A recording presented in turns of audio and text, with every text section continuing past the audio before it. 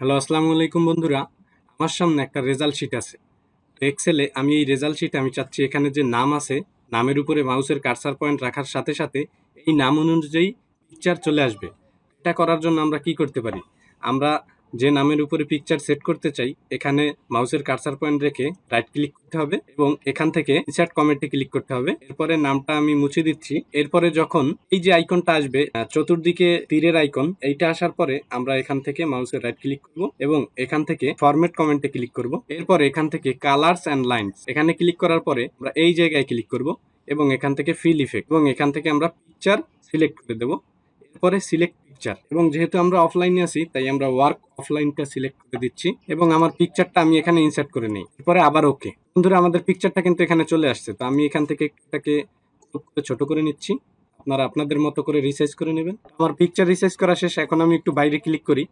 আমি যদি নামের উপরে মাউসের কার্সার পয়েন্ট রাখি, দেখবেন সাথে সাথে আমার কিন্তু পিকচারটা চলে আসছে। তো এইভাবে এই ট্রিক্সটা কাজে লাগিয়ে আপনারা এইভাবে এই কাজটা করতে পারেন।